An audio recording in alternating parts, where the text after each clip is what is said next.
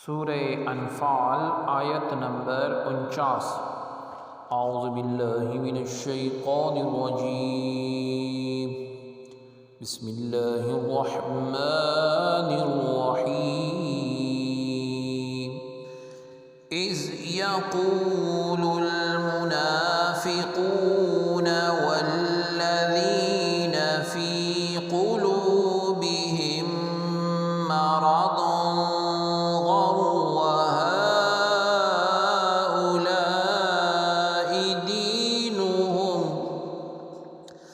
ومن يتوكل على الله فإن الله عزيز حكيم۔ لفظی ترجمہ ہے اس جب یقول کہیں المنافقون منافق لوگ و اور الذین وہ لوگ کے فی میں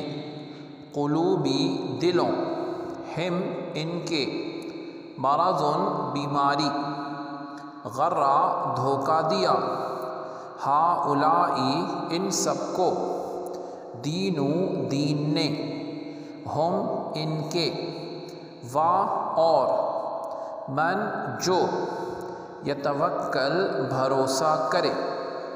اللہ اوپر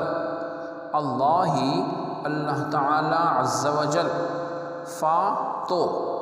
انا بے شک اللہ رب العزت عزیز غالب حکیم حکمت والا۔ بامحاورہ ترجمہ ہے اور وہ وقت بھی یاد کرو جب منافقین اور وہ لوگ جن کے دل میں کفر کی بیماری ہے کہہ رہے تھے کہ ان مسلمانوں کو ان کے دین نے بڑا مغرور کر رکھا ہے، جبکہ حقیقت حال یہ ہے کہ جو کوئی اللہ رب العزت پر توکل کرتا ہے تو اللہ تعالی عز و جل اس کی جملہ امور کا کفیل ہو جاتا ہے، یعنی بنانے والا کام کا۔ بے شک اللہ رب العزت بہت غالب بڑی حکمت والا ہے۔ آیت کی تفسیر میں فرمایا گیا کہ اس آیت میں منافقین سے مراد اوس اور خزرج قبیلے کے چند افراد ہیں، اور جن کے دلوں میں بیماری ہے اس سے مراد مکہ مکرمہ کے وہ لوگ ہیں جنہوں نے کلمہ اسلام تو پڑھ لیا تھا لیکن ابھی تک ان کے دلوں میں شک و تردد باقی تھا۔ جب کفار قریش سید عالم صلی اللہ علیہ وسلم سے جنگ کے ارادے کے لیے نکلے تو یہ بھی ان کے ساتھ بدر میں پہنچے۔ بدر میں جب انہوں نے مسلمانوں کی تعداد تھوڑی دیکھی تو ان کا شک مزید بڑھا اور وہ مرتد ہو گئے اور یہ کہنے لگے کہ مسلمان اتنی کم تعداد کے باوجود اپنے سے 3 گنا بڑے لشکر سے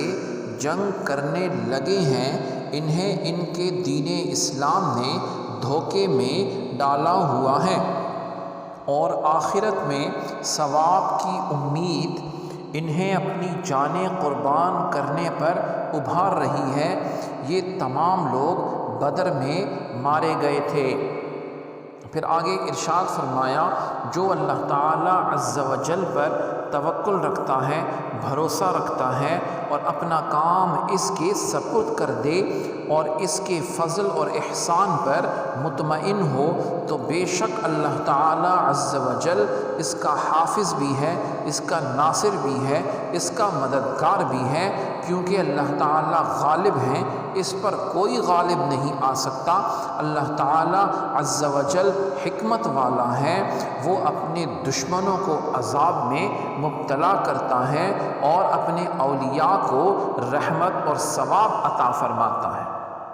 اس آیت میں اللہ تعالی عز و جل نے صحابہ رضی اللہ عنہم کی تعریف فرمائی ہے کہ انہوں نے اپنے تمام معاملات اللہ تعالی عز و جل کے سپرد کر دیے، اس کی قضا یعنی فیصلے پر راضی ہو گئے، تاکہ دشمنوں کے مقابلے میں اللہ تعالی عز و جل ان کی حمایت فرمائے، اور اس میں دیگر مسلمانوں کے لیے بھی یہ تعلیم ہے کہ وہ بھی اپنے سب معاملات اللہ تعالی عز و جل کے سپرد کر دیں اور اس کی قضاء اور فیصلے اور تقدیر پر ہر دم راضی رہیں۔